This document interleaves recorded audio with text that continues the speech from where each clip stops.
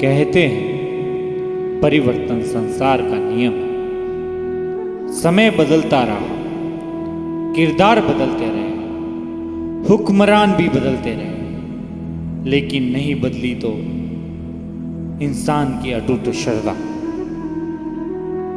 ऐश्वर्णा पर्वत की गोद में बसा यह अनूठा शिवालय सुरेश्वर महादेव। यूं तो प्रदेश भर में अनेकों शिवालय हैं, लेकिन आहोर उपखंड मुख्यालय से 15 किलोमीटर की दूरी पर पांडवगरा गांव बसा है और वहां पर ऐश्वर्णा पर्वत की वादियों में बसा शिवालय सुरेश्वर महादेव, जिसको अनोखा बनाती है इसकी कहानी।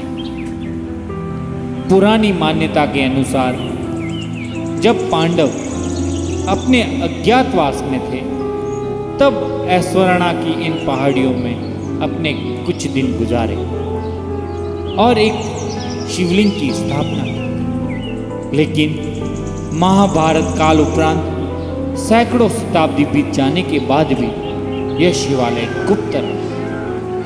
वर्तमान में इसके मठाधीश श्री श्री 1008 पर्वत गिरी जी महाराज हैं, मगर इस तीर्थ को जनमानस के समक्ष लाने का श्रेय जाता है वर्तमान से लगभग 300 वर्ष पुरान हरियाणा प्रदेश से आए संत फतेहगिरी जी महाराज, जिन्होंने इस तीर्थ को अपनी तपोभूमि बनाया। वहाँ एक गुफा में शंभू की उपासना करते। माना जाता है कि संत को पशुओं से बेहद लगाव था और पशुओं का आखेट उन्हें बहुत दुखदाई लगता था। वहीं से कुछ दूर गांव था सामुजा। वहां के ठाकुर सुरसिंह जी उदावत, जो कि शिकार के महारथी और बहुत शौकीन थे, एक बार एक विशाल जंगली सूअर, जिसे स्थानीय भाषा में सूर भी कहते हैं, वो गांव में घुसा। लोग भयभीत होने लगे, हाहाकार मचने लगे।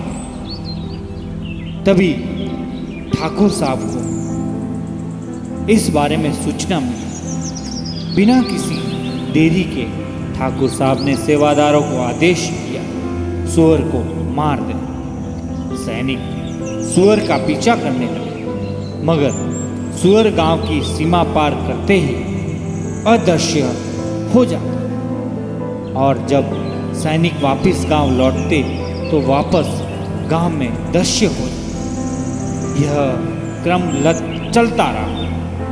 अंत में ठाकुर साहब खुद को शिकार करने के लिए तैयार करते हैं और निकल जाते हैं शिकार के लिए। सूअर को 2-3 तीर लगने के बाद भी वह सूअर उनके हाथ नहीं आता। सूअर दौड़ते दौड़ते पांडवगरा गांव के ऐश्वर्णा पर्वतमालाओं में छुप जाता है। ठाकुर साहब पीछा करते हैं। सूअर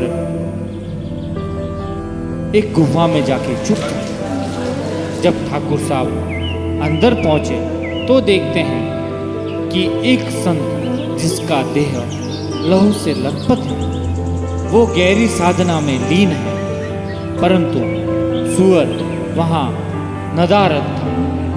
ठाकुर साहब साधु को प्रणाम करते हैं और पूछते हैं, भगवान, आपकी यह अवस्था कैसे? तब संत कहते हैं कि इसका कारण हे पार्थ तुम ही हो। ठाकुर साहब को समझते देर नहीं लगी कि सूअर के वेश में वो साधु ही थे। वे उनकी यह स्थिति देखकर उनसे क्षमा मांगने लगे, हे भगवान, क्षमा क्षमा क्षमा। तब उन साधु ने ठाकुर साहब से यह प्रण लेने को कहा कि आज के बाद वो कभी शिकार नहीं करेंगे और इतना कहकर संत शिवलिंग में विलीन हो गए। तब से यह तीर्थ शुरेश्वर महादेव कहलाया और तब से लगाकर आज तक मानवीय श्रद्धा का अनुपम शिवालय आज भी हजारों श्रद्धालुओं का आस्था का केंद्र बना हुआ है। श्रावण मास में भक्तों का तांता एक नई शारीरिक और मानसिक ऊर्जा देता है। मंदिर का कण कण शिव स्तुति में डूबा नजर आता है। अवसर मिले तो जरूर घूमिएगा और महसूस कीजिए इन वादियों में घूमती दिल को सुकून देने वाली हवाओं। हे शुरेश्वर, जय शुरेश्वर, जय शुरेश्वर।